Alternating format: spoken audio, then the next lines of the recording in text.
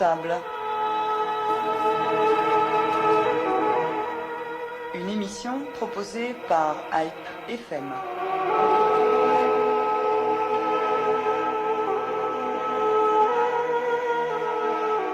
Bonjour. En septembre, l'Arménie a changé de gouvernement. On se pose quelques questions, évidemment. Quel réel changement ce cabinet de Karapetyan, le nouveau ministre, veut-il ou peut-il apporter? Aussi, qui est ce Premier ministre et pourquoi Serge Sarkian l'a choisi? Voilà le sujet de ce carte sur table.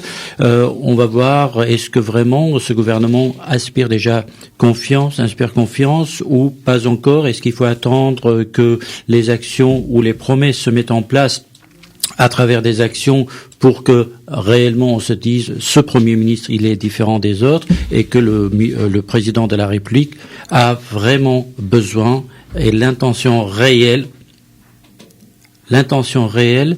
de changer la donne dans le pays. Nous allons parler de ce sujet avec deux représentants de la presse arménienne de France, Harut Mardirosyan de France Arménie et Giray Cholakian de Nor Harach. Bonjour. Bonjour.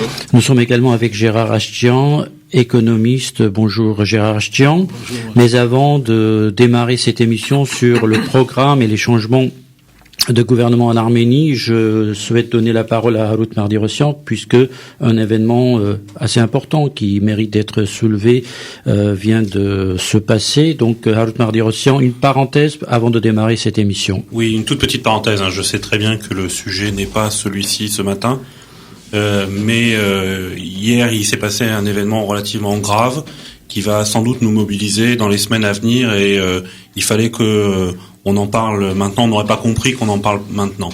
Il semblerait pas, il s'est passé hier que Gilles Martin Chauffier, qui est le rédacteur en chef de Paris Match, a donné une interview à l'agence Anatolou et dans lequel il a présenté Recep Tayyip Erdogan comme le Charles de Gaulle turc, un incompris, quelqu'un qui est brillant et qui est sur la bonne voie.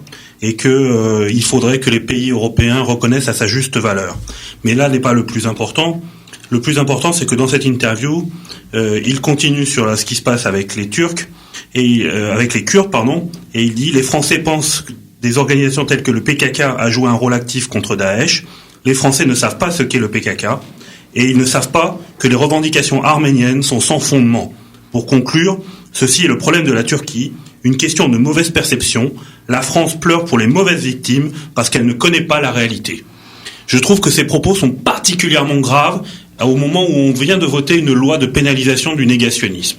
Il s'agit là véritablement de propos apportant une haine et un racisme à l'égard des Arméniens qui sont désignés comme les Kurdes de manière générale et il y a là des propos intolérables.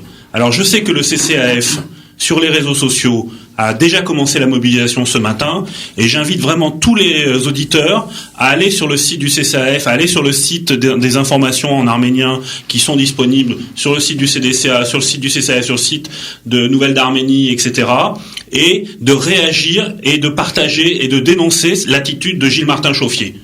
Je pense qu'il y a là Paris Match doit prendre des mesures à l'égard de Gilles Martin Chauffier pour ses propos.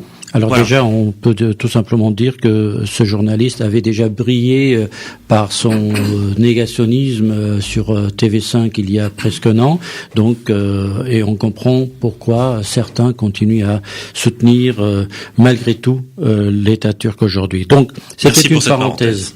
C'était une parenthèse importante puisque nous sommes sur IPFM et nous continuons avec nos invités sur l'actualité arménienne, d'Arménie, avec ce changement de gouvernement. Alors, première question, Giray Cholakian, pourquoi maintenant Serge Sarkian a décidé, il y a un mois, de changer de gouvernement? Qu'est-ce qui n'allait pas avec Hovik Abrahamian?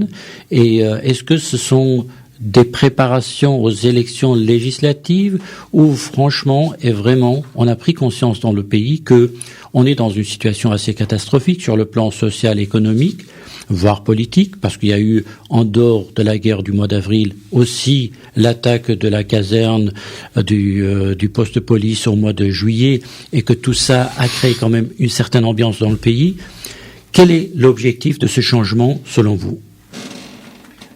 Moi, la première chose que je dirais, c'est que le sentiment anti-gouvernement, anti-régime et de plus en plus le sentiment anti-russe commençait à prendre des ampleurs énormes.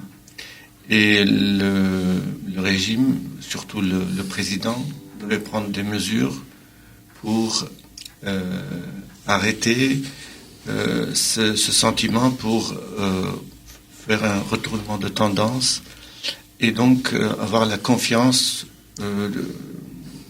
de la population qui commençait à toucher toutes les couches de la population.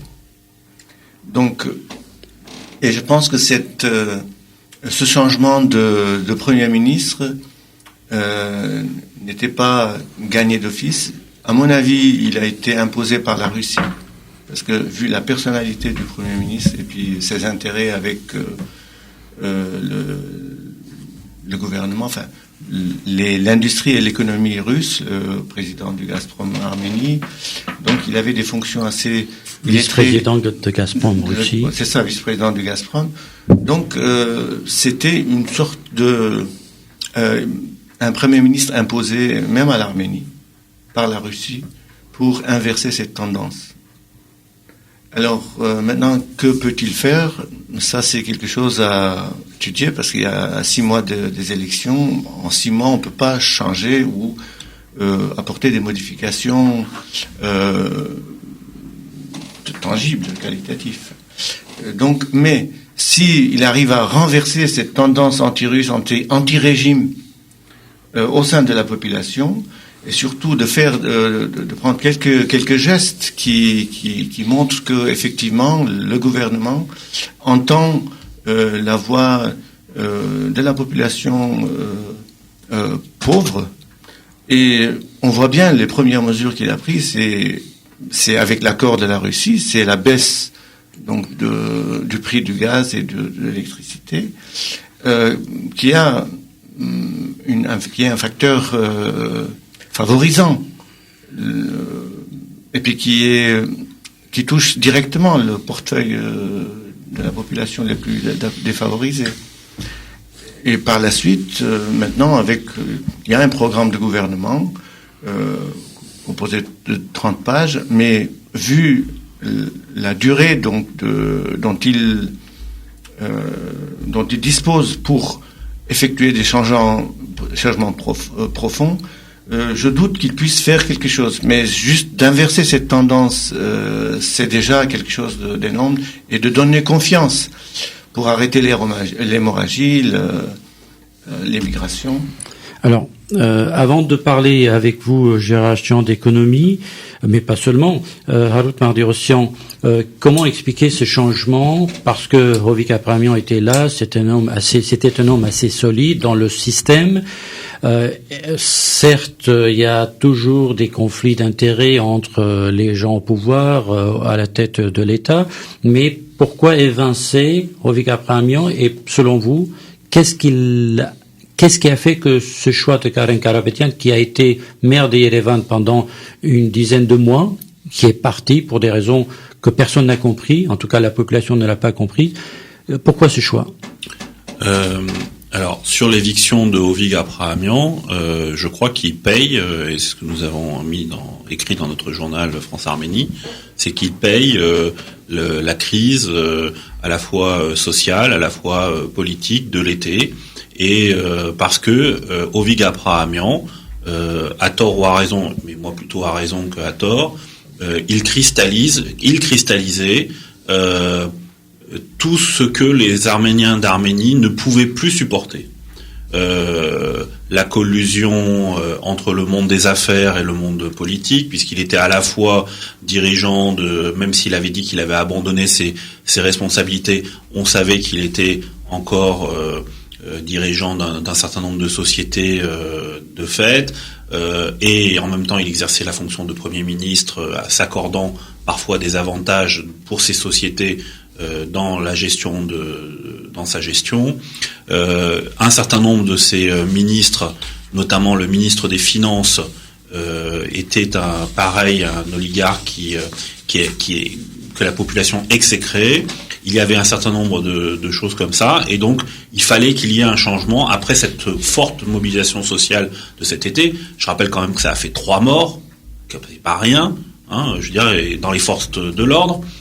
Donc là-dessus, il fallait que l'État restaure la confiance et restaure l'État de droit, et donc il fallait un changement. Et donc dans ce genre de choses, généralement, c'est le Premier ministre et le gouvernement qui payent l'addition, et donc ça a changé. Maintenant, sur la personnalité de Karen Garabedian, on l'a dit, c'est quelqu'un qui vient, alors moi, plutôt que du monde russe, moi je dirais que c'est quelqu'un qui vient du monde des affaires.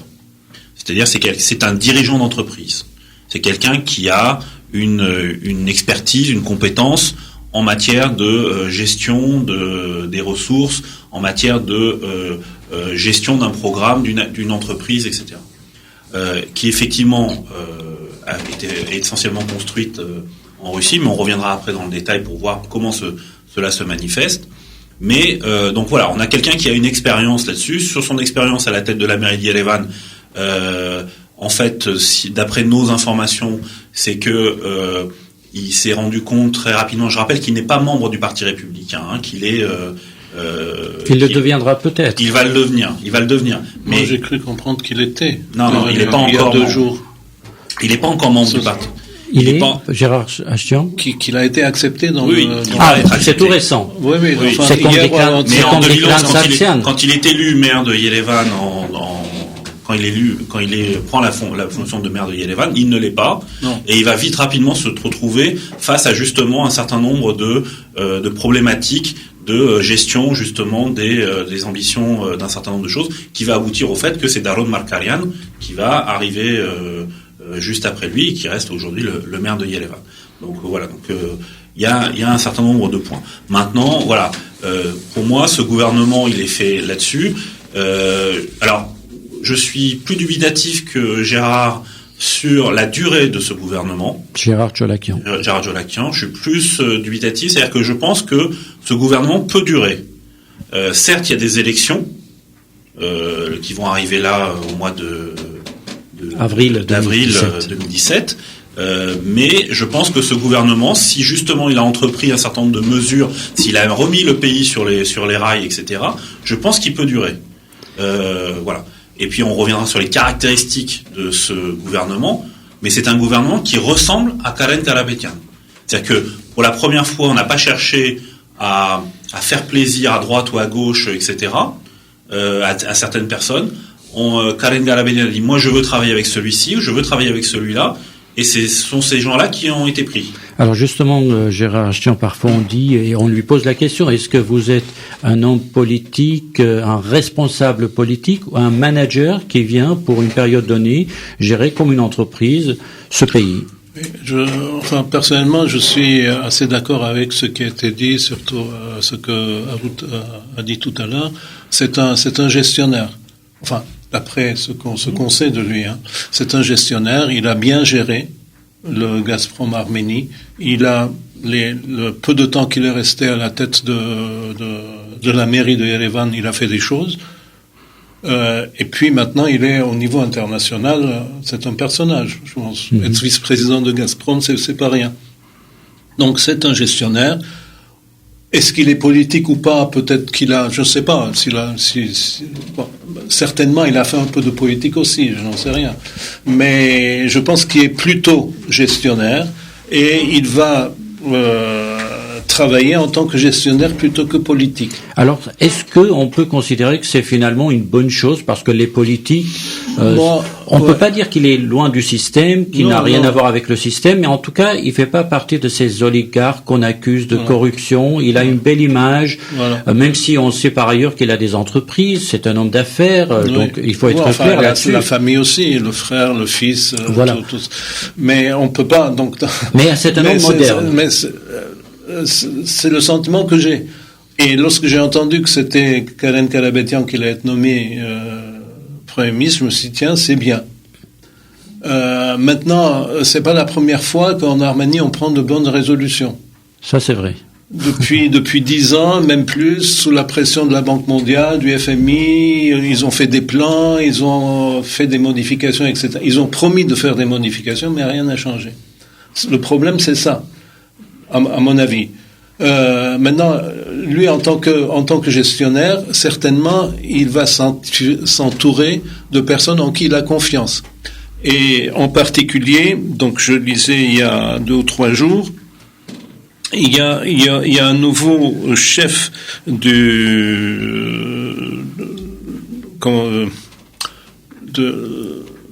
ce qu'on appelle en anglais State Revenue Committee, le comité d'État pour les revenus. Le ministère des Finances. C'est le ministère des Finances et des... Enfin, c'est pas tout à fait, mais bon. C'est qui collecte l'impôt. Voilà, c'est le fisc. C'est le fisc, celui qui... Bon. Donc, à la tête de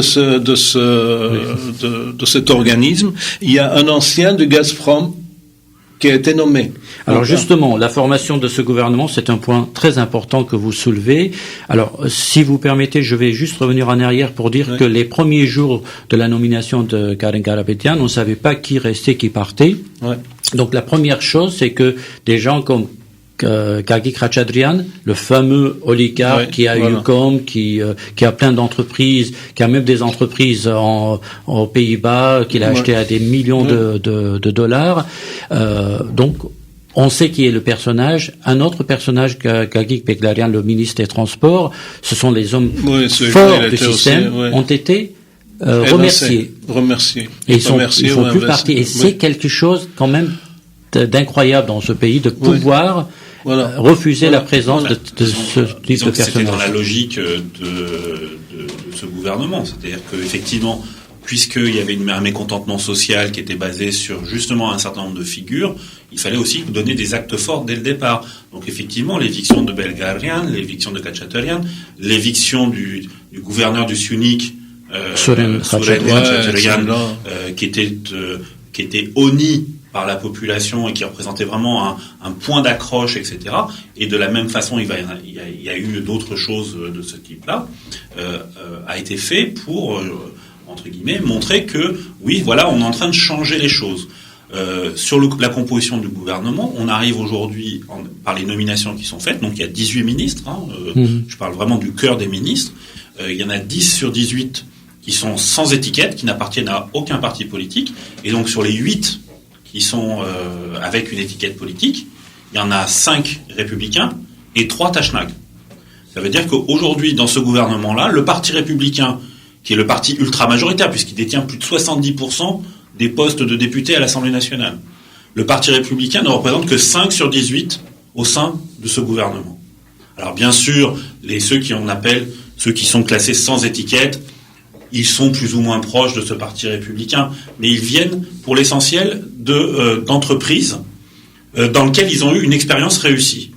Prenons le cas du ministre de l'Agriculture, il était le directeur de l'usine Ararat de Cognac, dont on sait qu'avec Pernod Ricard là-dessus, qu'il a mené tout un travail de restructuration de l'entreprise, de redynamisation de la marque, etc. Là-dessus. Le fait que ce soit qu'il travaille dans le même domaine que son là-dessus on évoquera les problèmes que cela pourra poser. Mais en tout état de cause, on est allé chercher des gens, on est allé faire une petite méritocratie. On est allé voir dans les ministères, dans l'appareil, quels sont ceux qui, par leur activité, pouvaient être méritants et pouvaient venir rentrer dans ce gouvernement. Alors justement, Gérard Cholakian, la question de confiance se pose dès le départ. C'est-à-dire qu'avec le choix des ministres, mais également les premières décisions, il fallait donner des signaux. Alors on a parlé de Soren Khatchadrian, le Marsbet Sunnic, c'est très important pour nos auditeurs qui ne le savent pas. C'est un personnage un criminel. Voilà, on peut le dire, parce qu'il est accusé de plusieurs crimes, etc. Il tient sa région, toute cette région, il y a un climat de peur. Il y a eu cette fameuse histoire d'assassinat dans sa maison. Son fils a été arrêté puis libéré, etc. Donc, évincer ce personnage, c'est quand même quelque chose. Mais il n'y a pas que ça. Que fait ce gouvernement justement pour donner confiance? Puisque dans son programme, un des points majeurs, c'est de redonner confiance à la population? Alors, moi, je dirais, avant d'entrer dans le vif du sujet, c'est que, d'abord, dans la composition du gouvernement, c'était intéressant de voir comment ce gouvernement s'est composé. C'est-à-dire que la première chose qu'on a vu, le premier acte du Premier ministre, c'était de monopoliser, finalement, le ministère de l'économie. Mm-hmm. Et c'était un ministre Tachnak, Arzik Minassian, qu'il voulait absolument qu'il soit dans son giron. Plus encore, parce qu'il avait une autre vision du développement économique. Voilà. En tout cas, c'était quelque chose pour lui de très important. C'est-à-dire, il fait asseoir donc son autorité d'abord l'économie. Et on voit au fur et à mesure des nominations que les deux derniers postes qui n'ont pas été nommés, c'était le ministère de la Défense et le ministère des Affaires étrangères. Et c'est jamais le Premier ministre qui les nomme. Voilà. Donc, ce sont les prérogatives, c'était les domaines qui sont réservés au chef de l'État. Et aussi le ministère de l'Intérieur. Enfin, il n'y a pas de ministère de l'Intérieur en Arménie. Oui. C'est la particularité de l'Arménie, c'est que le ministère de l'Intérieur, c'est le chef de l'État. Il y a un chef de la police, c'est lui qui joue le rôle de ministre de l'Intérieur. Qui est rattaché au président de la République. Donc, ces trois, c'est-à-dire que les ministères de force, l'armée et l'Intérieur dépendent. Donc, le président, finalement, il a gardé ses prérogatives. C'est-à-dire, il a nommé comme ministre de la Défense son chef de cabinet, Liken Sarkisian, qui lui aussi, maintenant, il a donc annoncé un peu la couleur de son action. Il a été beaucoup critiqué sur ce point-là, mais en tout cas, c'est quelque chose qui dépend directement donc du président. Parce qu'il vient pas du cercle militaire. C'est ça. C'est un civil. Alors, lui aussi, donc, il voulait redynamiser par sa nomination, parce ses premières déclarations montrent que il voulait mettre l'accent sur les nouvelles technologies et l'industrie de l'armement pour redynamiser l'économie. Donc, de donner un peu une autre impulsion à l'économie à travers tout ce que l'armée et l'industrie de l'armement pourraient apporter comme impulsion, enfin comme que l'armée ne soit pas, j'allais dire quelque chose de lourd, de pesant sur la population. Non. C'est une économie de l'armement qui va être mise en œuvre pour réindustrialiser ou redynamiser l'économie, parce que l'armée, on voit qu'il a une présence importante vu l'État en guerre, la situation au front et les attaques donc d'Azerbaïdjan, et puis aussi vu la situation en Syrie.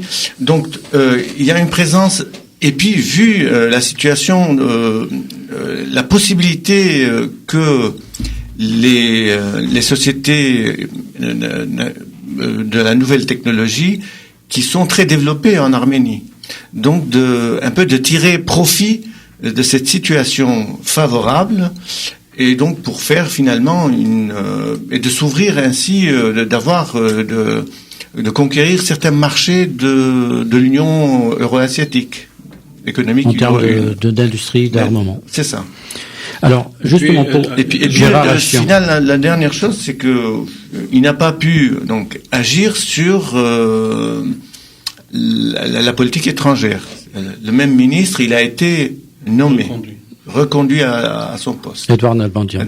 On est d'accord, ces deux ministères ont toujours dépendu du chef de l'État, mais dans la nouvelle constitution, les choses vont changer d'ici 2 ans. Donc là encore, il y aura des changements, et c'est le Premier ministre qui prendra plus d'importance dans le système plutôt que le président de la République. Gérard Dian, sur ces nominations, sur les profils... Ce que je veux dire, qu'en Arménie, il y a quand même une tradition de l'industrie qui travaille en partie pour la défense. Même du temps de l'Union soviétique, une bonne partie de la production de l'Arménie était destinée à la défense. Donc il y a cette tradition, je veux dire, du temps de l'Union soviétique. Alors, Puisqu'on parle d'économie, et Gérard Tcholaki en parlait d'Arzvik Minassian, justement, qu'est-ce qui va changer? Quel est le programme économique de ce gouvernement pour lequel Karen Karapetyan, le Premier ministre, a dit « Voilà la direction que je veux donner à l'économie », parce que, rappelons-le, la pauvreté est dans une situation très alarmante en Arménie depuis plusieurs années, l'économie ne bouge pas, et avec les questions liées au monopole, à la corruption, etc., plus aucun investissement arrive dans le pays. Que veut faire Karen Karapetyan pour changer la donne? Que veut faire Karen Karapetyan? D'après ses déclarations, il veut lutter contre cet ensemble de choses. Il veut lutter contre la corruption, le favoritisme, les détournements de fonds, etc. Il veut lutter contre... plutôt, il veut réorganiser l'administration fiscale. Il a commencé avec la nomination d'un de ses amis, disons, entre guillemets. La mise en place de conditions égales et équitables pour toutes les entreprises. Si vous voulez, pourquoi la population était contre le pouvoir, disons? Parce qu'il y a des injustices au niveau des entreprises, au niveau des personnes, au niveau de la législation, à tous les points de vue. Alors, s'il arrive à éliminer ou à diminuer ces injustices, c'est déjà quelque chose. Donc, la population va être plus, la population va croire, enfin va sentir en quelque sorte que l'administration, le pouvoir travaille pour elle. Donc améliorer l'environnement commercial. Donc voilà les principaux objectifs posés par Karen Karapetyan. Maintenant, comment il va faire pour arriver à ça? Donc, il faut entrer dans le détail du programme. Alors, Mardi-Rossian, on sait que même le nom du ministère de l'économie a changé pour devenir ministère de l'économie et des investissements. Donc, du développement économique et des investissements. Alors, selon vous, qu'est-ce que ce premier ministre est capable, ce qu'il veut faire, on vient de le dire, qu'est-ce qu'il est capable de faire? Et vous avez raison, il ne faut pas parler de 6 mois, même s'il est là pour l'instant que pour 6 mois, mais ça peut être un début d'un grand programme de changement dans le pays si nos dirigeants sont sincères. Qu'est-ce qu'il peut faire pour changer la donne? Alors, premièrement, ce qui est intéressant à regarder, pour ceux qui ont un œil vraiment aiguisé, c'est la méthode Karapetyan. On voit, comme je le disais tout à l'heure, qu'il vient du monde de l'entreprise. C'est la première chose qu'il a commencé à faire, c'est qu'il a établi pour chacun de ses ministres une feuille de route. Il a dit, voilà, toi, à tel endroit, je veux que tu prennes ça en charge. Il a commencé par toute la structure organisationnelle. À chacun, il leur a dit également, première démarche, qui rejoint celle de l'entreprise, quand on rachète une entreprise, c'est, je veux que tu mènes un audit de ce qui va pas dans ton secteur. Toi, le ministre, pas toi, tu vas te demander aux autres de le faire, etc. Je veux que toi, tu viennes et tu viens me revoir. Tu as 1 mois pour faire ça, et tu viens me voir dans 1 mois, et tu me fais ton rapport sur qu'est-ce qui va pas. Donc ça a commencé, alors très rapidement, il y a eu cette histoire sur les billets d'avion. Donc il y avait visiblement un système de détournement qui permettait à des gens de commander des billets d'avion puis de se les faire rembourser pour avoir un petit peu une fin de mois, améliorer son salaire de fin de mois, etc. dans un certain nombre de ministères qui ne touchaient pas forcément les ministres, mais qui touchaient l'ensemble de l'administration, ceux qui savaient comment ça fonctionnait. Donc on commandait des billets et ensuite on se les faisait rembourser et on empochait pour soi le cash parce qu'on faisait pas le déplacement qui était prévu. Voilà. Donc c'était une méthode. Et donc voilà. Donc il y a eu le ministre a dit, attendez, moi j'ai vu ça là et ça, donc on a arrêté ça et on a mis en place. Alors là aussi, 3e phase, c'est que à partir de chaque problème a une solution.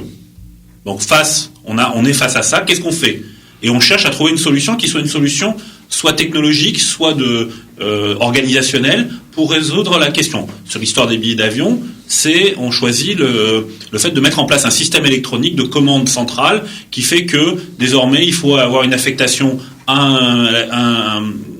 on est capable de tracer qui va acheter quoi, et donc à partir de là, si le billet ne se fait pas ou si le billet est remboursé, on peut demander des comptes à la personne qui est faite. Donc la méthode, et il a continué là-dessus. Et maintenant, pour revenir sur des mesures très troisième aspect, c'est qu'il met l'économie au cœur de tous les ministères. On l'a évoqué avec le ministère de la Défense. Il dit voilà, maintenant la défense, c'est certes des militaires, mais c'est aussi une économie de la défense. Et donc je veux qu'on développe. Alors il y a des expériences qui avaient déjà été faites. Il y a une entreprise qui fabrique des drones, Il y a des entreprises qui fabriquent des canons, etc. Donc des systèmes électroniques de guidage, etc. De vision nocturne, etc. De détection de mouvements sur la ligne de front. Mais ça va aussi plus loin. Par exemple, dans la feuille de route qu'il donne au ministère de l'Éducation et des Sciences, il dit je veux que vous revoyiez l'ensemble des programmes académiques, donc des universités et des institutions d'éducation, pour faire un focus, pour se concentrer sur les domaines dans lesquels le pays a des besoins. On parlait tout à l'heure des hautes technologies. Donc la relation école, université et marché. Et marché, en disant nous voulons promouvoir les hautes technologies, donc il faut que dans les programmes de l'éducation nationale, il y ait plus d'enseignement des technologies, qu'il y ait plus d'enseignement d'un certain nombre de choses. Donc il y a là-dessus. Donc on parle de le tourisme. Il faut quand même revenir en arrière, parce que quand Dikran Sargsyan disait que les technologies de l'information c'est une priorité pour l'Arménie, il n'a rien fait pour accompagner le développement de ce secteur.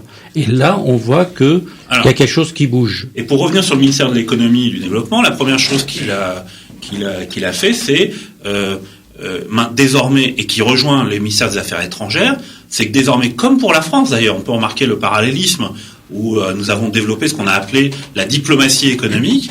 Il veut mettre en place une diplomatie économique de l'Arménie.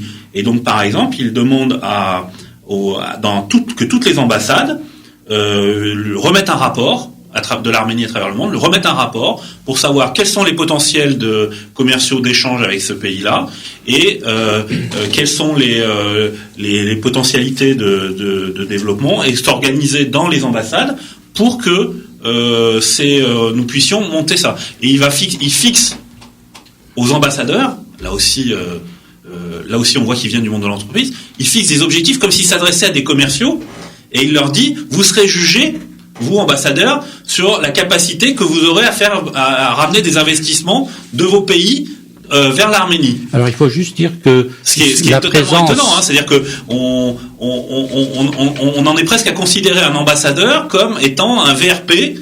Et en lui fixant des objectifs, et puis sa promotion pour passer de l'ambassade de machin, etc., elle sera jugée sur sa capacité à obtenir des résultats commerciaux. Alors, Harout Mardirossian, vous avez parlé de méthode, et c'est très important parce qu'il y avait depuis le mois de mars un vice-ministre des Affaires étrangères chargé de l'économie, Robert Haroutunian, je crois il s'appelle, et là c'est la méthode qui change, c'est pas seulement l'objectif de mettre l'économie au centre des intérêts ou des relations étrangères, mais c'est la méthode. Et en cela, là, on voit la différence. Il y a deux citations, si vous voulez, qui m'ont vraiment frappé. Deux phrases que Alain Karapétyan a prononcées. Il a dit, d'abord, il n'y a pas de baguette magique pour améliorer les choses. Deuxièmement, il a dit, nous avons des comptes à rendre. Compte à rendre, c'est la logique du monde de l'entreprise. Enfin, même les politiques aussi. Au moment des élections, ils doivent rendre des comptes pour être élus ou réélus, etc., etc. Donc, ce sont deux aspects de son approche à son poste, je pense. Non, moi, je dirais que c'est vrai qu'il y a cette différence de méthode. En tout cas, c'est une phase déclarative. Donc, après coup, on verra comment est-ce qu'on peut appliquer, et puis comment on peut être rigoureux dans la méthode, et dire que ceux qui n'obéissent pas, qu'est-ce qu'on en fait? Parce que quand même, c'est des personnes c'est une administration, c'est tout un mode de fonctionnement qui est instauré depuis 25 ans. Donc on peut pas avec Même une baguette avant. magique. Ah, oui, enfin, bien sûr, oui, non, mais je dis pour la période indépendante. Et puis les ambassades sont instaurées depuis 25 ans. Donc là après coup, et on voit bien que dans les délibérations à l'Assemblée nationale, ce que l'opposition mettait l'accent surtout, c'était la lutte contre la corruption. Et dire que faire des déclarations qu'on va faire ceci et puis que le marché est ouvert, tout le monde peut importer du sucre, ceci, cela. Mais comment est-ce qu'on peut déclarer cela sans faire un audit et puis pour dire faire un diagnostic de ce qui n'allait pas jusqu'à maintenant et mettre le doigt et puis peut-être entamer des procès contre les... Alors, ça c'est la question qui revient sans cesse parce qu'on nous parle maintenant du départ déjà parti ou va partir Kagey Kratchatrian, donc l'ancien ministre des Finances, est parti déjà, donc qui a même construit pour son ministère un centre de formation, et il s'avère que c'est un endroit tellement luxueux qui a coûté 45 millions d'euros alors que le pays je veux dire, la population une partie de la est dans la population pauvreté meurt de totale. faim. Donc des questions se posent. Comment faut-il juger, arrêter, redemander l'argent volé? Comment ça peut être fait, ça? Comment est-ce possible, Ravi Mardirosyan? Moi, je rejoins tout à fait Gérard Agian. Alors, je voudrais pas que Jolakian, pardon. Les deux d'ailleurs, de Gérard. Mais puisque vous regardez Jolakian, c'est Gilles. Enfin, moi aussi c'est Gilles, mais bon. Effectivement, qu'on se méprenne pas dans mes propos de tout à l'heure, etc. C'est que il y a effectivement une forme entre guillemets d'état de grâce du Premier ministre en ce moment.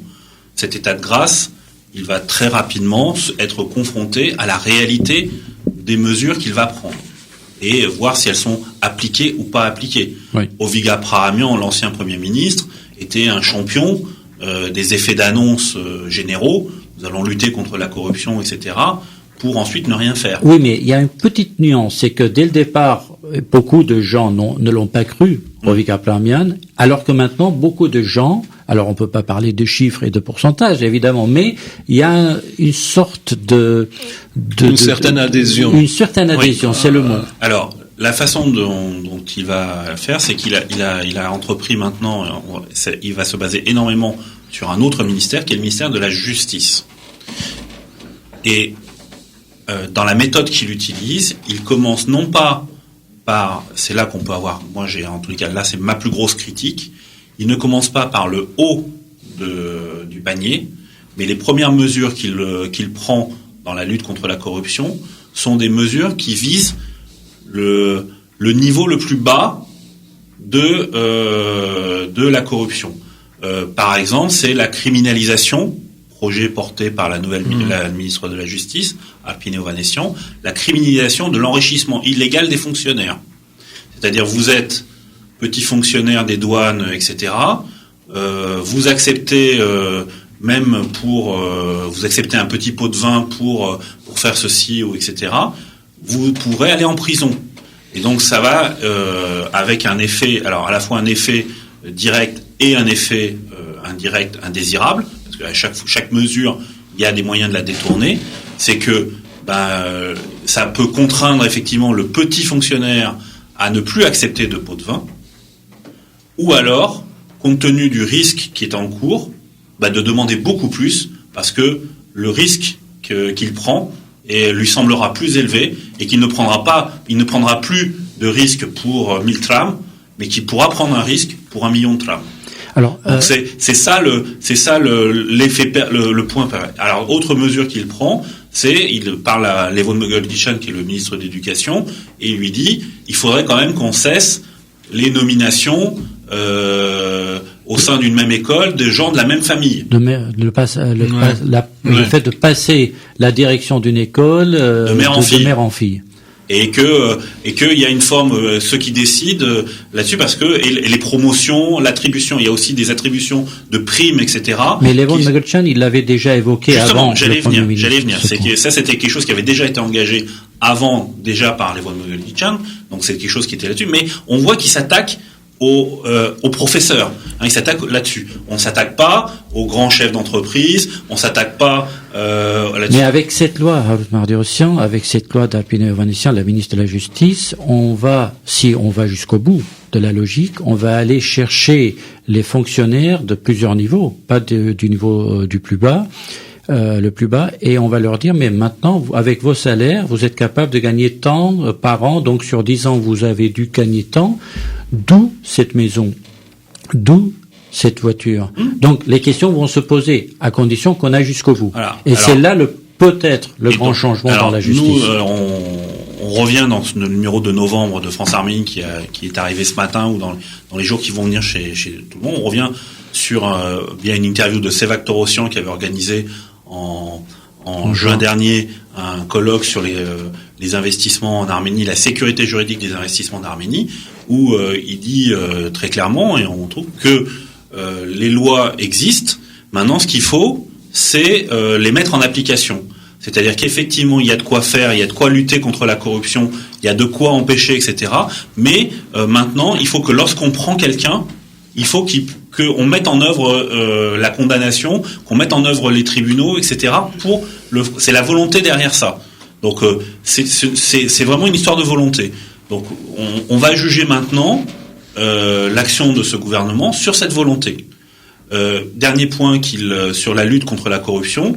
La lutte contre la corruption, ça se règle pas à coup de gens qu'on emprisonne, ça se règle à coup de règles qu'on édicte sur le fonctionnement du marché, sur le fonctionnement de la société. Quand on est dans des situations de monopole, par exemple, je dis pas que c'est la solution qu'il faut prendre pour l'Arménie, mais par exemple en France, que ce soit en 1981 ou en 1945, on a procédé à des nationalisations parce qu'on a considéré que le monopole créait une déstabilisation du marché. Et une fois qu'on a nationalisé, quand les autres acteurs ont pu se développer, on a reprivatisé la structure monopolistique de façon à pouvoir faire un marché. Je dis pas encore une fois que c'est ce qu'il faut appliquer à l'Arménie, mais en tout état de cause, l'État peut jouer un rôle. Il y a des moyens. Il y a des moyens pour jouer un rôle. Il y a des moyens pour jouer un rôle pour lutter. L'Arménie, ce qu'elle vient de faire là, si j'ai bien compris, là-dessus, ça n'a pas été très très clair là-dessus, c'est que produit par produit, l'Arménie fonctionne sous un système on achète le droit de vendre tel ou tel produit, du sucre, de la farine, etc. Donc on achète le droit d'importer un certain nombre de biens, et donc il faut être recensé auprès du ministère des Douanes comme étant un importateur sur tel ou tel sujet, et le nombre de licences accordées est relativement faible sur un certain nombre de produits. Et donc, ce que veut faire le gouvernement, visiblement, c'est de multiplier par 5 ou 6 le nombre de licences. Plus, parce que le Premier ministre a fait une déclaration fracassante en disant « Maintenant, je vous déclare clairement, il n'y a plus de monopole. Quiconque peut importer le produit qu'il est capable d'importer. Et si quelqu'un vous arrête aux douanes, vous nous appelez, nous, gouvernement. C'est-à-dire que moi, je suis à votre disposition pour protéger chaque importateur. » C'est une déclaration pour l'instant. Oui. Et il y a eu, à ce jour, depuis quelques jours que cette déclaration est faite, aucune contestation parce que c'est encore très tôt. Mais c'est quand même assez original en Arménie de le dire. Et s'il ne l'exécute pas, ce gouvernement, il est mort. Oui. Donc c'est quand même un grand risque qu'il prend, le Premier ministre. C'est sûr. Enfin, moi je dirais que le système de pot de vin, du pot de vin à la corruption, il y a quand même différentes étapes et il y a une grande diversité. Parce que c'est vrai que les petits fonctionnaires, il y avait un système une hiérarchie de la corruption comme ça. C'est-à-dire que, par exemple, pour les policiers ou pour certaines fonctions, on nommait les personnes en disant que il faut prendre le pot de vin, il faut et le remonter. Et le remonter.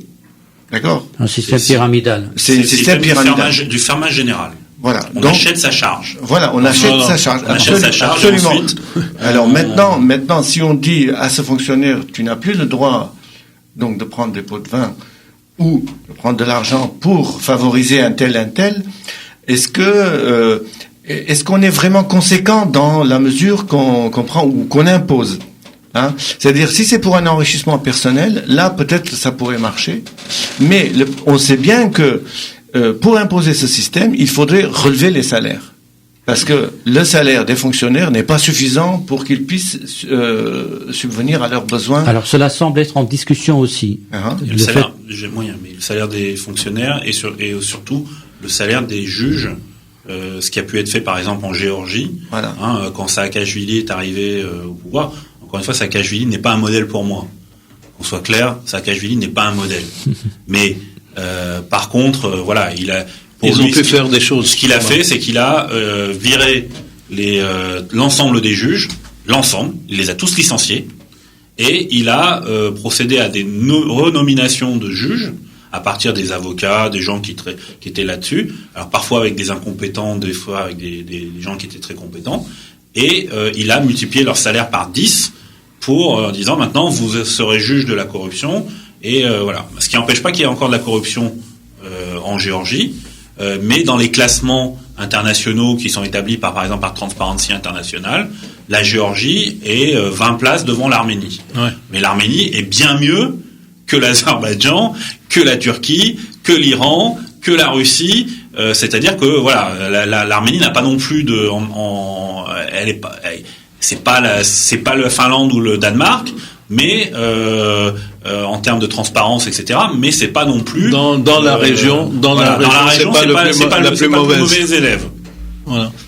Alors, mais je voulais ajouter quelque chose. Mais ce qui est important, c'est de pouvoir poursuivre les fonctionnaires, mais les hauts fonctionnaires. Oui. Parce que c'est eux qui tiennent. Par exemple, si on reprend l'exemple des fonctionnaires des douanes, en fait, ce sont les douanes où le fonctionnaire, je ne sais pas à quel niveau il est, mais c'est lui qui décide de la quantité qui est importée. Et par exemple, si vous importez, je sais pas, 100 tonnes d'un produit, il veut dire non, c'est pas 100, c'est 150. Et il décide donc du tarif douanier en fonction. Et donc, mais c'est pas, et une partie de cet argent va dans sa poche. Oui. Alors donc le problème, peut-être qu'il faut qu'on se mette d'accord. Ce Premier ministre n'est pas là pour résoudre tous les problèmes du pays en 6 mois. Certainement pas. Voilà. C'est ça le. Mais il a commencé par la base. Oui, mais le deuxième point que je voulais aussi venir, c'était pour la lutte contre la corruption, c'est l'intimidation. Étant donné que les oligarques, ils ont des gardes-corps et puis tous des gens, qui sont armés, et que il y a dans beaucoup de cas, on influence on presse les gens pour ne pas importer ou pour ne pas s'engager dans une entreprise en les intimidant. Ça aussi, c'est quand même quelque chose à considérer. Le système de menace. Voilà, le système de menace. Parce qu'on sait que les oligarques, ils sont tous armés, et puis il y a toute une armada qui tourne autour d'eux. Et c'est un système institutionnel. C'est-à-dire que c'est des gardes-corps qui dépendent de la police. On a vu le cas avec Tsaroukian, quand le président a voulu donc le menacer, et puis quand il y avait la concurrence au niveau il voulait devenir pendant les élections, il était candidat, il l'a menacé et puis il a désarmé son garde-corps. C'était 200 personnes qui dépendaient de la police. C'était des fonctionnaires de la police qui sont affectés aux oligarques. Donc voilà. Donc aujourd'hui, on parle du retour probable de Gagik Tsaroukian. Je sais pas, mais politique. Mais en tout cas, je veux dire que la lutte contre la corruption n'est pas seulement les mesures administratives, c'est aussi le système de gouvernance qui est caché, qui est derrière le rideau. C'est des choses qui se passent derrière qu'on voit pas. Alors un autre aspect, c'est la lutte contre. C'est pas la lutte, c'est plutôt pour la simplification des règles. Ouais.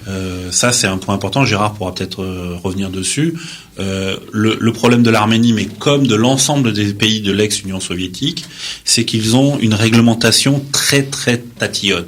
C'est-à-dire qu'on va jusqu'à mesurer, par exemple, pour tel objet, il faut qu'il dépasse pas 2,1 mm, etc. Et qu'il soit de telle nature ou de telle composition ou de telle chose. Il faut pas qu'il y ait tel degré, etc. Ce qui donne ensuite aux gens qui sont là chargés de contrôler cette application, ce point-là, par le biais on doit coller des timbres, par exemple sur toutes les bouteilles d'eau. Quand vous êtes allé en Arménie, vous avez vu ça. Il y a un timbre de l'État, il y a un timbre. Ça veut dire que ça a été contrôlé par ça. Et donc ça donne un pouvoir de tout faire stopper. Par cette administration, parce que au lieu de 2,1 mm, vous êtes à 2,2 et on vous dit non, finalement vous pouvez pas faire. Vous êtes en train de construire un immeuble, finalement non, mais là vous avez dépassé de ceci, etc. Non, ça c'était pas prévu comme ci ou comme ça, et donc on est tatillon et on empêche les choses de se faire, et on comprend au bout d'un moment que si on veut débloquer la situation, une petite enveloppe aux fonctionnaires qu'on a en face de nous permet de faire les choses. Ce qui a encore un double désavantage, c'est que premièrement, ça veut dire que si on est réellement en faute, par exemple, on importe des produits d'alimentation qui sont contaminés, qui sont pas bons pour la santé publique, etc. Le fait qu'on allonge, on détourne l'affaire, c'est qu'on va créer une forme d'escroquerie, etc., et qu'on va vendre des produits qui sont pas bons à la consommation et sur lesquels on fait prendre des risques. Donc premièrement, mais de l'autre côté, c'est on a moyen. Donc là, le gouvernement dit sur les petites et moyennes entreprises, je veux qu'on simplifie les règles. C'est-à-dire qu'en gros, il y a quelques règles à respecter, mais on n'est plus comme ça à chaque fois à passer. Alors si il y a le premier fonctionnaire qui passe pour telle chose, et puis l'autre qui passe pour l'enseigne qui dépasse de ceci ou de cela. Donc voilà, qu'il faut qu'on arrête ce harcèlement qui en fait correspond à une forme de. On sait très bien qu'il faut allonger. Donc voilà.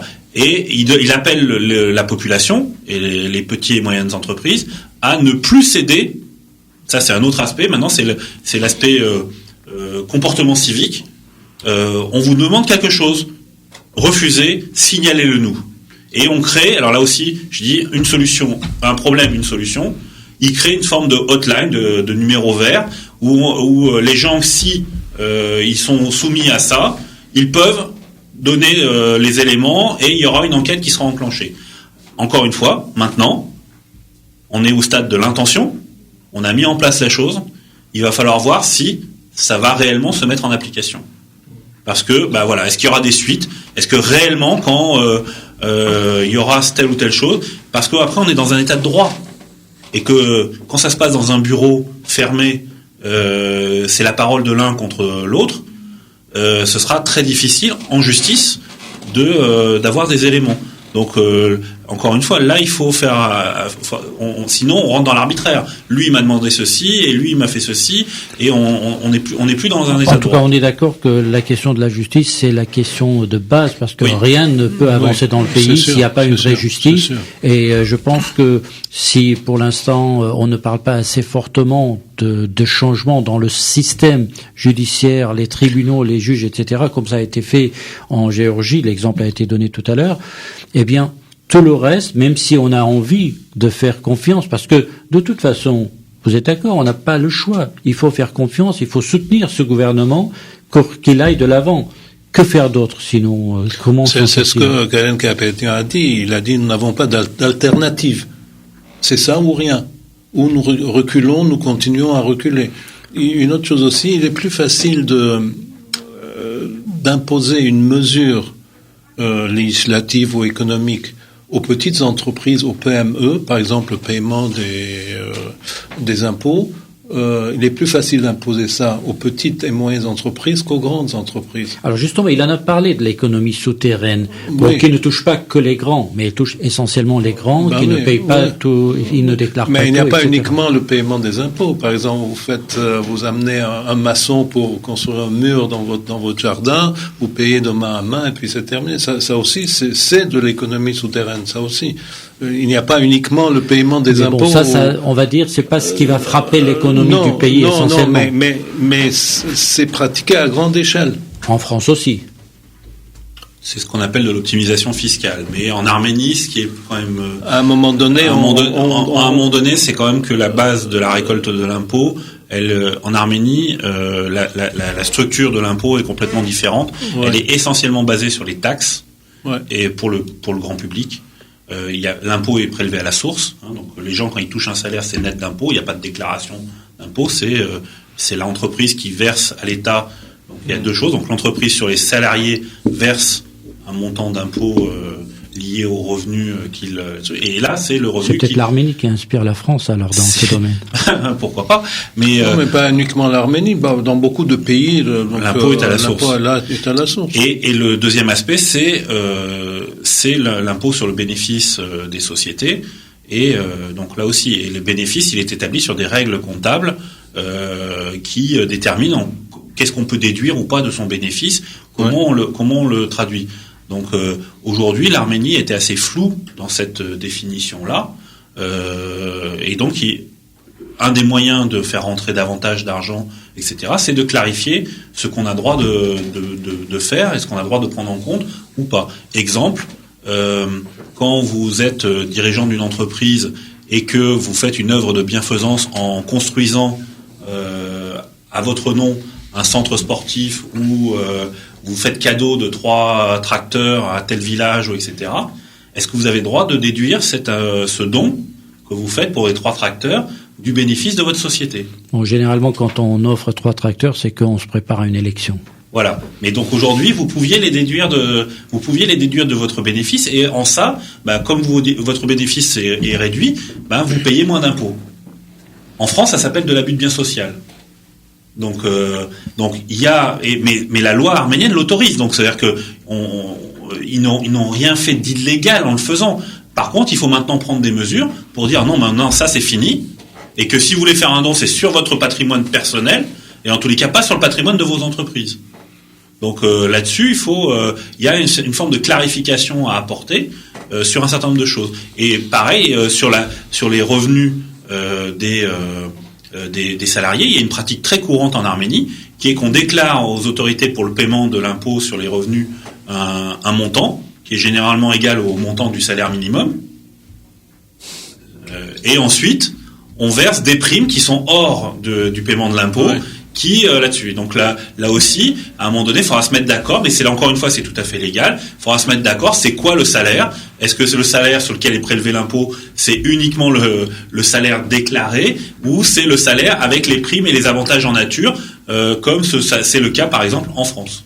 Alors, un autre point probablement important, en tout cas symboliquement important, c'est les économies imposées par ce Premier ministre à toute l'administration.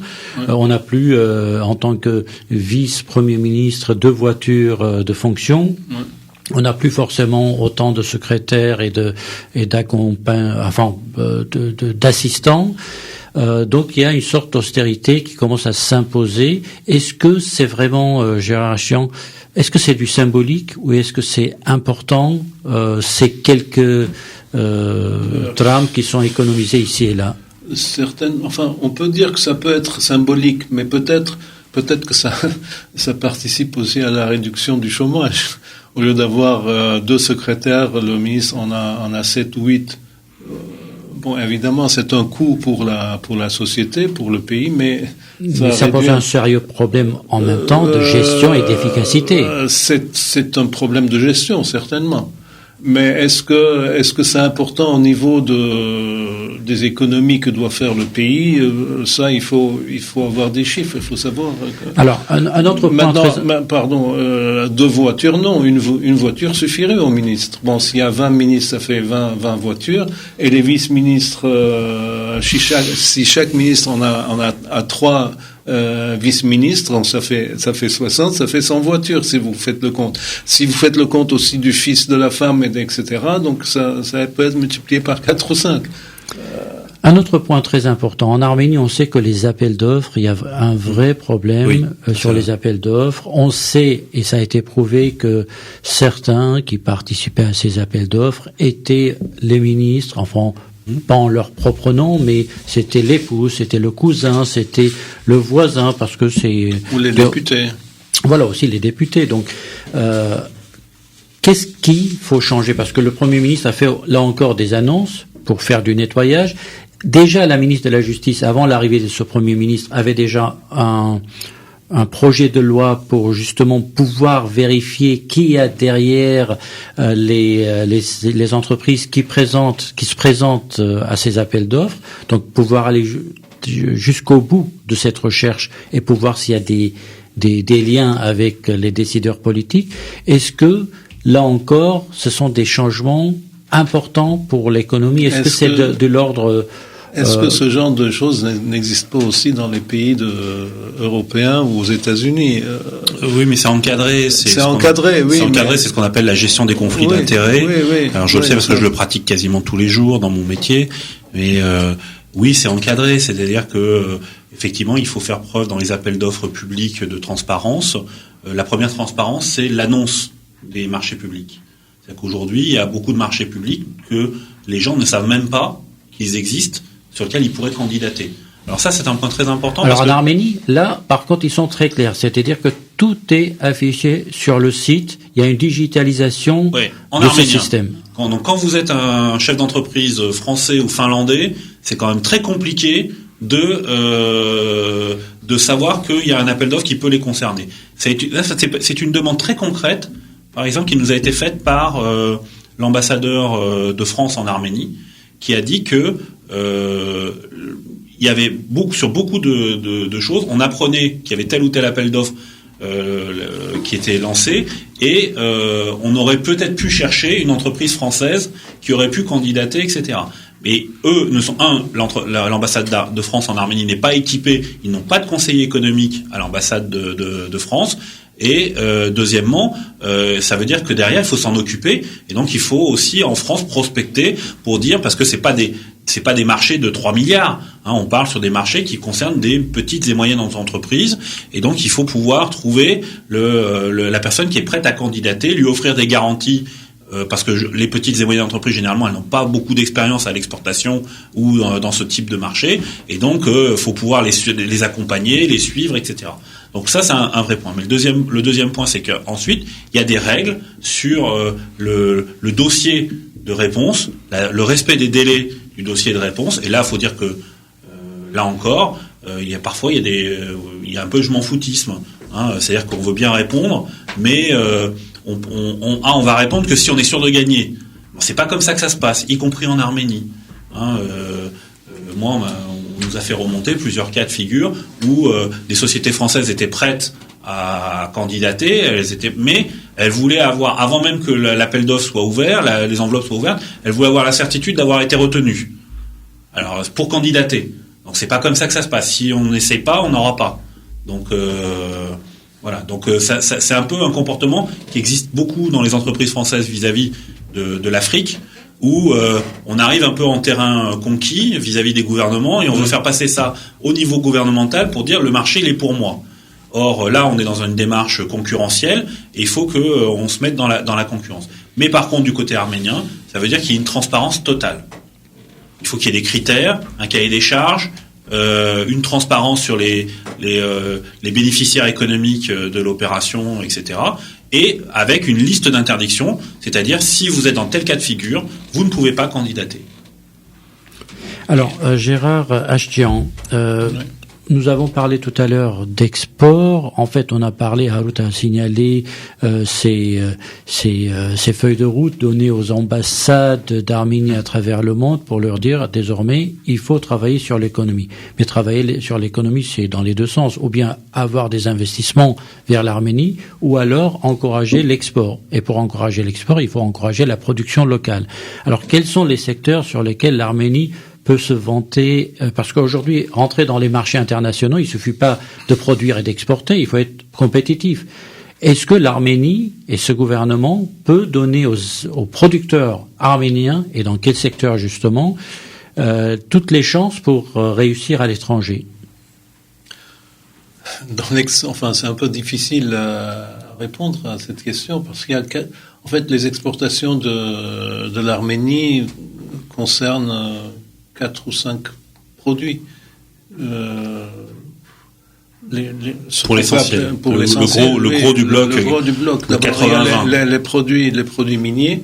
Bon, oui. ça, tous les pays qui exploitent non transformés, oui, non les produits bruts. Oui, des produits bruts. Enfin, c'est les Russes, les Canadiens, les mais ça, Anglais. C'est un problème déjà. Ben oui, évidemment. Que le produit brut soit vendu à des prix très bas, alors qu'il soit au lieu qu'il soit transformé dans le pays de ce secteur pour créer une valeur ajoutée. Le seul bénéfice pour l'Arménie, ce sont les salaires des mineurs qui travaillent dans la société. Et puis, qu'est-ce qui reste pour l'Arménie? Est-ce qu'il paie un certain pourcentage à l'État? À quel État? À qui dans l'État? Ça aussi, c'est un problème. Il y a les produits agricoles qui sont assez bien cotés. Enfin, on en sait quelque chose, surtout sur le marché russe. Mais Suite à l'embargo. les choses ont changé parce qu'au mois de septembre, il y a une chute terrible dans le secteur agricole en Arménie. Oui. Donc, apparemment, les accords entre les Turcs et les Russes ont impacté la production et l'export. Si vous voulez, chaque fois qu'il y a quelque chose, un secteur qui marche assez bien en Arménie, il y a quelque chose, une raison au niveau international qui tombe et qui fait que ça ne marche plus. Par exemple, l'histoire de les produits agricoles. Mais le contraire est vrai aussi, c'est-à-dire que grâce entre guillemets aux accrochages entre Turcs et Russes, les agriculteurs ont commencé à exporter vers la Chine ou l'Inde des produits agricoles. Mais il faut prospecter. Non, mais ça c'est le constat actuel. Mais que faut-il faire? Que peut faire ce gouvernement qui veut encourager l'export, donc la production locale? Que faut-il faire pour cela? Si vous voulez, un point un peu négatif, c'est que lorsqu'un secteur marche, tout le monde se rue sur ce secteur. Par exemple, à un moment donné, avant 2008, le secteur immobilier faisait des merveilles. Les Russes où les Arméniens de Russie investissaient dans ce secteur, et puis la crise est arrivée et tout s'est arrêté. Donc vous avez des appartements immenses à Yerevan qui sont à moitié terminés ou non occupés, etc., etc. Alors justement, à cette époque, le problème de l'économie arménienne, c'était sa non-diversification. Voilà, donc il faut diversifier. Est-ce qu'on a résolu ce problème? Est-ce qu'on a la possibilité de diversifier? Est-ce que le marché arménien est assez important pour pouvoir diversifier? Ça aussi, c'est une justement, question. On parle d'export. Est-ce que ou bien pour diversifier, il faut, par exemple, dans le temps, les Japonais ou d'autres pays de l'Extrême-Orient avaient des missions spéciales, des personnes spécialement affectées dans les ambassades pour aller trouver les besoins de ce pays et fabriquer ces produits-là au Japon ou dans d'autres pays d'Extrême-Orient. Asiatique. Et donc c'est comme ça qu'ils ont avancé. Souvent le produit en question, on n'en avait pas besoin dans le pays, mais on a commencé à le fabriquer pour exporter. Et donc il faut qu'il y ait des spécialistes dans les différentes ambassades ou créer des bureaux dans les pays étrangers, ça les principaux marchés, donc pour pouvoir suivre les besoins de ces pays. Donc, par exemple, il y a le marché des pays arabes, qui est un marché important. Alors, on commence à exporter de plus en plus vers ces pays, mais est-ce que le nécessaire est fait pour pouvoir exporter vers les pays arabes? Parce qu'il y a un savoir-faire quand même industriel en Arménie. Même si, il y a le problème de coût, le problème de prix, etc., qu'il faut étudier aussi. Donc la diversification est très importante à tous les niveaux de l'économie. Vous me permettez, je pense que l'Arménie actuellement exporte de la main-d'œuvre et des gens qualifiés. Exporte. Oui. Grave. C'est grave. Alors, on voit bien que les valeurs, les agrégats macroéconomiques sont très importants. C'est-à-dire que l'état de déficit, la dette publique, c'est énorme. Donc c'est des choses qui influencent négativement sur le développement de l'économie. Et puis l'intégration donc de l'Arménie dans l'économie régionale. Il y a beaucoup de projets desquels l'Arménie est mis de côté. Ça, c'est la situation géopolitique. Voilà, c'est ça. Donc la situation géopolitique de l'Arménie est très défavorable et rien n'est fait pour se baser sur les déficiences de cette position géopolitique pour mettre à profit ses défauts. C'est-à-dire que, par exemple, le couloir nord-sud qui devait relier l'Iran aux pays de l'Union économique eurasiatique ou à la Géorgie et à la Russie. Depuis des années, on en parle, mais dans la pratique, rien n'est fait pour créer, pour construire. Le chemin de fer. Ainsi le chemin. Donc c'était quand même des domaines où il fallait un investissement et puis une volonté de l'État pour améliorer la situation et pour créer des couloirs que l'économie pourrait respirer. Deuxièmement, c'est l'industrie de l'information, de la technologie et les nouvelles technologies qui, on sait que l'encerclement et les blocus des pays voisins n'affectent pas parce que ça se passe par Internet, par des moyens qui sont pas contrôlables, que la géopolitique n'influence pas. Hein, voilà.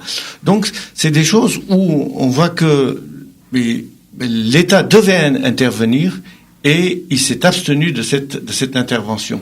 Et là, actuellement, qu'est-ce qu'on pourrait faire pour effectivement amener à reconstruire tous ces canaux où l'Arménie pourrait utiliser son savoir-faire intellectuel, parce qu'il a quand même des personnes bien qualifiées, il pourrait facilement être un intermédiaire, parce qu'il y a le plurilinguisme qui peut mettre l'accent dessus.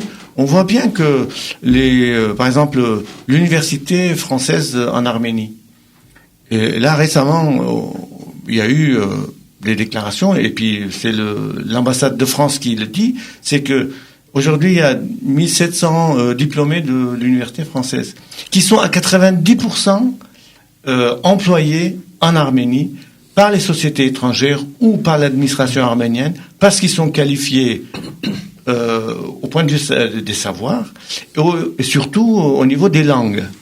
Et c'est un avantage qui les favorise par rapport aux diplômés. En tout cas, ça n'est pas le seul avantage parce que en termes d'ingénierie, cette envie de travailler qui caractérise cette jeunesse. Voilà. Donc il y a et puis cette proximité avec l'Occident. Une compétence, oui, mais une compétence et des talents de création qui sont pas mis en œuvre, enfin qui sont pas utilisés pour le développement économique. Alors, on va voir ce que donnera le programme de Karen Karapetian. Juste deux points concernant le chemin de fer, la ligne de chemin de fer entre le sud et le nord. Je pense que c'est un projet qui a été abandonné parce que le trajet est trop montagneux, ça coûterait trop cher. Donc ils pensent maintenant à faire passer ce chemin de fer par l'Azerbaïdjan. Concrètement, c'est que le chemin, le bout de territoire, il passe par le sommet de la montagne. Voilà. Et alors que si on passe par le Nakhitchevan en bas, on est dans la plaine. Or, faire construire une voie de chemin de fer, encore une fois, les projets d'infrastructure et de développement économique, ils ne tiennent la route que s'ils sont économiquement rentables. Voilà. Avec la meilleure volonté de l'État, on ne peut rien faire parce qu'on ne pourra pas forcer des camions à devoir monter à 4000 mètres d'altitude pour redescendre derrière, alors qu'ils peuvent faire la route de manière beaucoup plus courte. Donc là-dessus, il y a même si il y a une volonté politique, ça ne changera pas économiquement. Par contre, ce que je rejoins Giray, c'est de dire que la chance de l'Arménie, c'est l'économie tertiaire, c'est l'économie de l'intelligence. c'est le capital qui est dans le cerveau de la jeunesse arménienne. Et là-dessus, il va falloir que ce gouvernement prenne des mesures pour encourager le développement de ce capital. Je veux dire, que ce soit au niveau des langues, au niveau de tout le domaine tertiaire, des architectes, du marketing, de l'informatique, des jeux vidéo, de tout un certain nombre de domaines. Aujourd'hui, nous avons une réelle compétence en Arménie sur ces sujets-là.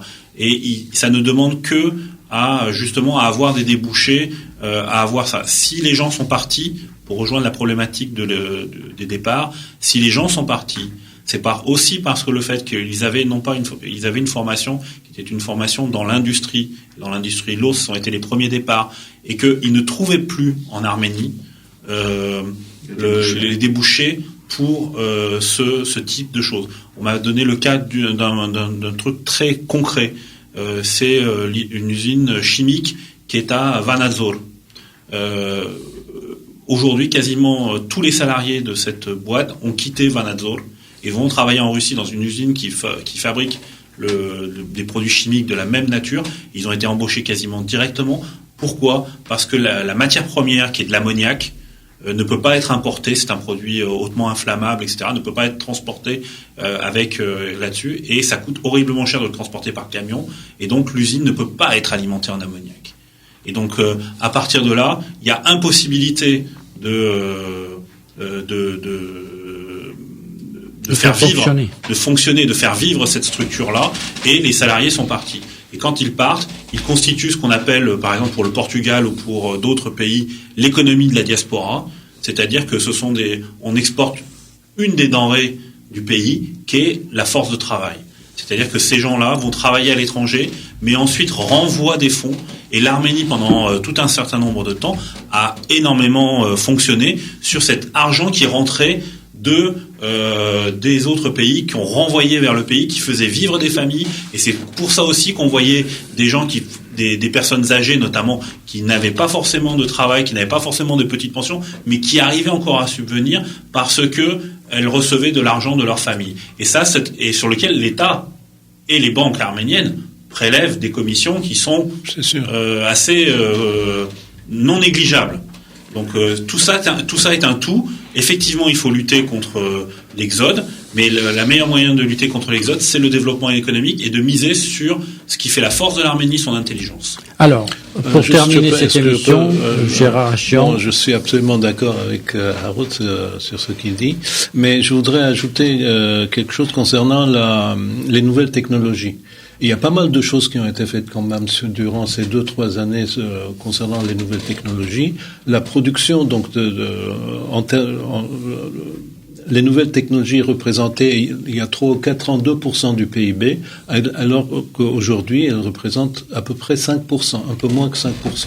Donc, c'est un secteur en plein boom, pas parce que le gouvernement a fait des choses, a facilité, je pense, si, il a facilité certaines choses au niveau de l'imposition, etc.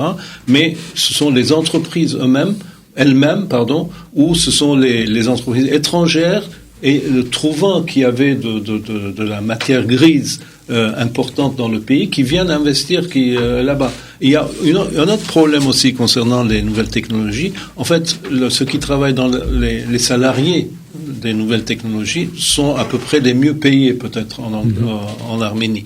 Et malgré ça, ils ont un œil vers les États-Unis. Ils se disent, bon, ici je gagne par exemple 1200, 1300 $. Aux États-Unis, je gagnerais 3500 ou 4000 $. Mais sans faire le compte qu'aux États-Unis, ils sont à l'étranger, donc ils n'ont pas d'assises, ils n'ont pas de famille, et les dépenses sont beaucoup plus élevées. Le loyer, l'alimentation et tout. C'est en train de changer, Gérard. C'est en train de changer. Peut-être, oui. Pour avoir discuté avec les gens du Tumo Center, par exemple, qui est une expérience absolument magnifique. Oui, je ne cesse de vanter les mérites de ce truc-là, parce que c'est vraiment extraordinaire. Ils expliquaient que sur les 1500 personnes qui sont sorties, qui ont eu la formation du Tumo Center, tous ont trouvé du travail en Arménie. et à des salaires effectivement aux alentours de 1 200 $ par mois, et aucun n'a quitté l'Arménie. Aucun n'a quitté l'Arménie. Alors, un dernier tour de table. Juste pour parler revenir sur le Thumo Center, il y a pas mal d'officiels des pays arabes qui vont visiter le Thumo Center pour créer des centres identiques dans leur pays. Alors c'est vrai que c'est un centre assez unique au monde, nous dit-on. Il faudrait que vous invitiez à la radio la directrice du Thumo Center. Je pense que ce serait une émission tout à fait intéressante. On a déjà fait une émission avec elle, par téléphone certes, mais on a déjà présenté le Thumo Center à plusieurs reprises. Mais c'est pas la seule bonne initiative en Arménie concernant ce secteur. Alors, un dernier tour de table très rapide, une question toute simple. Et si tout ça était sincère? Et si ce nouveau Premier ministre voulait et pouvait vraiment changer les choses sur le plan des mentalités, des approches, du style, de la gouvernance et de l'efficacité? Jiraj Cholakan. Moi, je ne mets pas en doute sa sincérité. Maintenant, la réalité sur le terrain impose aussi certaines limites. Mais ce qui est vrai aussi, c'est que sa méthode est la méthode d'un gestionnaire, mais aussi les réalistes, en disant qu'il y a le risque pays. Il y a le risque de la région, risque politique de l'Arménie, et il faut tout changement considérer, le voir dans cette situation, dans son aspect global, général. Voilà, donc c'est une personnalité auquel on voudrait faire confiance, mais la réalité du terrain et les pratiques et les traditions, tout ce qui est institué jusqu'à présent, de lutter contre cela, ça veut dire lutter contre des hommes, lutter contre des intérêts, et qui sont aussi contre son propre camp aussi, parce que c'est ce camp-là qui l'a mis au pouvoir, mais il va devoir lutter contre des personnes qui l'ont nommé. Et ça, je trouve que c'est une lutte intéressante et très difficile. Jiraj Ashtian. Oui, je pense qu'il faut que... Et si c'était vrai tout ça je ne pense pas que le nouveau Premier ministre ne soit pas sincère. Ça, hors de doute, pour moi. Maintenant, il faudrait que nous croisions les doigts pour qu'il puisse réussir. Comme disait Jiraj Cholakian, il y a le problème interne, parce que ces malversations, c'est un peu dans les gènes de la population, surtout les grands. Maintenant, comment corriger tout ça? Enfin, on espère qu'il va... Bon, on va essayer de dire c'est pas dans les gènes, mais c'est entré profondément dans les pratiques. Voilà. Comme vous pouvez utiliser le terme que vous voulez. Et puis, il y a l'aspect géopolitique de la région. Certainement, si ça se calme, si on arrive à trouver une solution, les choses iront beaucoup mieux. Harold Marderosian, le mot de la fin. Écoutez, oui, est-ce qu'il est sincère? En tout état de cause, il a une échéance qui est devant lui, qui s'appelle les élections, donc dans un nouveau mode, puisque nous serons dans le nouveau code électoral et dans la nouvelle constitution qui devient une constitution parlementaire, donc les prochaines élections parlementaires sont très importantes. Effectivement, aujourd'hui, il bénéficie d'un état de grâce. Combien de temps cet état de grâce va durer? Est-ce qu'il y aura des incidents, des choses? C'est ce qu'on va suivre. Maintenant, moi, je demande qu'à croire, et en tous les cas, il est un homme pragmatique sur le plan économique. Maintenant, moi, j'ai aussi des problématiques sociétales qui, je pense, sont un peu oubliées maintenant. Notamment sur le niveau, c'est aussi de l'économie, mais en fait, il y a des réformes sociales qui ne sont pas entreprises, notamment sur la maladie, sur la vieillesse, sur tout un certain nombre de protections dont la population arménienne a également besoin. Là, on a l'impression qu'on est on est avec quelqu'un qui est ultra-libéral, soyons clairs, ce n'est pas un social-démocrate, c'est pas un truc, c'est un ultra-libéral. Et donc, toutes ces problématiques, on a l'impression qu'il suffit que les Arméniens s'enrichissent pour que les problèmes sociaux soient gommés. C'est pas ma conception. Et donc là-dessus, j'espère que justement, au sein du gouvernement la tendance social-démocrate, la tendance de gauche représentée par le parti Tachnak pourra faire prévaloir un certain nombre de valeurs en matière sociale et faire infléchir le gouvernement sur un certain nombre de choses. Et puis je pense qu'il y a des problèmes de fond, encore une fois, de la société arménienne, qui sont des problèmes culturels, etc., qu'il va falloir trouver. Et si, comme d'habitude, quand je conclue ces émissions, un point qui me paraît essentiel là-dessus, c'est le rôle que l'on entend donner à la femme arménienne dans la société et comment on entend lutter contre les violences faites aux femmes en Arménie, parce que il y a là une forme aussi, au-delà de l'économie, au-delà qu'un gouvernement doit prendre en compte dans sa gestion pour démontrer au peuple qu'il est à ses côtés et qu'il permet un développement raisonné et démocratique de ce pays. Et les violences faites aux femmes sont particulièrement intolérables, et je pense que là aussi, il faut qu'il y ait des mesures qui soient prises sur le plan sociétal pour permettre à l'Arménie de passer un cap. Absolument d'accord. Merci Harout Mardirosyan, représentant ce matin autour de cette table le journal France-Arménie. Merci Giraïr Cholakian, représentant Noraraj, et merci Gérard Achian, économiste. À la semaine prochaine. Merci à vous.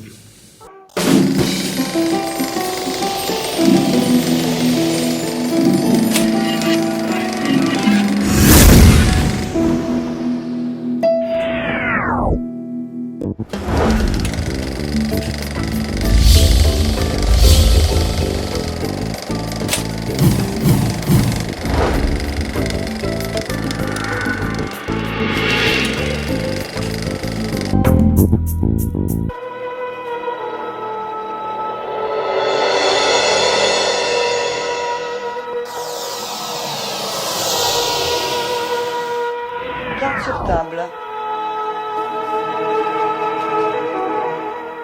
Une émission proposée par Alp FM.